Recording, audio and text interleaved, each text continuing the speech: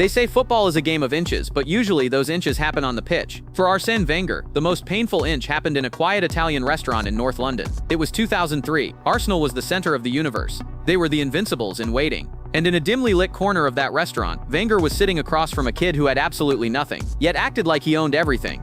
This wasn't the CR7 brand we know today. This was just Cristiano, a skinny teenager from Madeira with bad skin, messy hair, and a level of self-belief that bordered on insanity. He was wearing an Arsenal jersey that afternoon.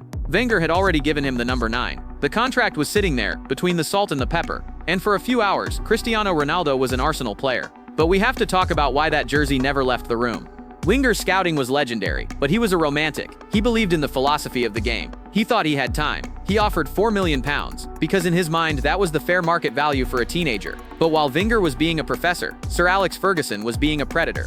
Cut to Lisbon, August 6th, the opening of the Alvalade Stadium. United players are exhausted, jet-lagged, and frankly they don't want to be there. Then this kid starts playing. He isn't just dribbling, he's embarrassing professional world-class defenders. John O'Shea is literally gasping for air, his head spinning. In the locker room at halftime, Roy Keane and Rio Ferdinand didn't just suggest signing him, they told Ferguson they weren't getting on the bus until the kid was on it too.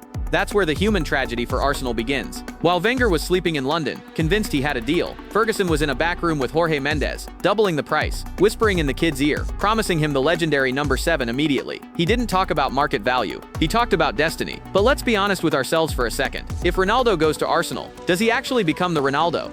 At Arsenal, he would have been a student. He would have been under the wing of Thierry Henry. And let's not kid ourselves, Henry was the king of Highbury. He didn't share his throne. Would Ronaldo have been happy being the second option? At United, he was forced to grow up in a locker room full of animals, like Roy Keane, who would scream at him if he did one too many stepovers. Wenger's Arsenal was a family. Ferguson's United was a battlefield. Maybe Ronaldo needed the battlefield to become a machine. But imagine the football. Imagine the pure, unadulterated arrogance of a front three consisting of Henry, Ronaldo, and Pires. It wouldn't have been fair. The Premier League wouldn't have been a competition. It would have been an exhibition. The 2006 Champions League final. Arsenal loses because they ran out of magic. With a 21-year-old Ronaldo on the pitch, they don't just win, they dominate. The real tragedy isn't just that Arsenal lost a player. It's that they lost the chance to be a dynasty that never ended. Without Ronaldo, United doesn't win the 2008 Champions League. Sir Alex Ferguson might not have stayed until 2013. The entire history of the 2000s belongs to North London.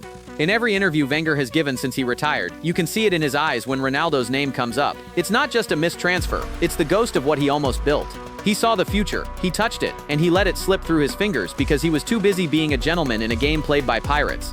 So here's the question for you guys. Would you rather have the Ronaldo we got, the Manchester machine who conquered the world through sheer discipline? Or would you have preferred the Arsenal Ronaldo, the artist who played the most beautiful football we've ever seen but maybe won half the trophies?